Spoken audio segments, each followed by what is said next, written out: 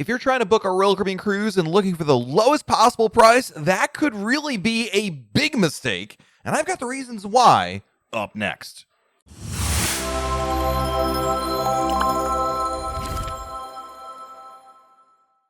Hey everyone, it's Matt from RoyalCaribbeanBlog.com, and I love a good deal as much as anybody, and I know that my eyes light up just as much as everybody else when you see a really good price for a cruise. And for a lot of first-time cruisers, it can be really tempting to simply chase the lowest possible price. After all, every dollar you spend on your cruise is going towards a great vacation, but you also want to make sure that that money being spent is in the best possible way and you're not wasting it. So why not look for the lowest possible price? I think it's actually not a great idea. In fact, I'm going to go off and say that sorting prices by lowest first is a big mistake. It may seem like a logical starting place for a first-time cruiser to try to find the absolute lowest price for a cruise, but looking only at price to determine which cruise to take is likely to set you up for disappointment later, especially if you're new to cruising.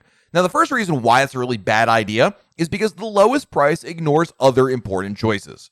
Royal Caribbean has some 26-odd ships in the fleet, and they're anything but identical. If you find the lowest price and book based on that, you're overlooking a lot of important factors that can make or break a great vacation. Royal Caribbean prices its cruises based on the time of year, how new or updated a ship is, and the itinerary it sails, among other factors, of course. Newer ships command higher prices, while older ships tend to offer lower prices. The great variety of activities, things to do, stateroom choices, and itineraries means there is so much that you may want on your ship that price alone cannot control. It seems like a lot of first-time cruisers will see a television commercial or a video online that shows off the amazing things you can do on Royal Caribbean, but they don't realize that not every ship has water slides, a Central Park neighborhood, certain specialty restaurants, or even Broadway shows. The biggest regret I hear from someone who's going on their first cruise is they wish they knew that their ship had or did not have a certain feature or thing to do.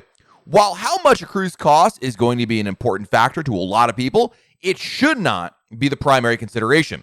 Now, let's not also forget the fact that lower prices and weather can also have a factor in play. You might have done your homework and research to find the best possible Royal Caribbean cruise ship for you, and now you feel great about the fact that you found the cheapest price for that cruise. But you could still be making a mistake. After Royal Caribbean determines its cruise pricing between each ship in the fleet, the next major consideration is time of year, and that has more to do than just when kids are in school or not. While the school calendar does impact cruise ship pricing, because of course cruises tend to cost more when school is on vacation since more families drive up demand. But the weather plays an important role too. Specifically, when the weather is less than ideal, prices dip lower to make up for the weaker demand. Prices are typically low during the fall months because of hurricane season, as well as prices for Alaska cruises in the months of May and September will be cheaper. But you may find significantly colder and or wetter weather waiting for you during those times of year. There is never a guarantee that you may be able to book any cruise and get perfect weather, of course. I'd be the first to admit that. Certain times of the year will be cheaper because it just rains more, is colder, or even susceptible to hurricanes.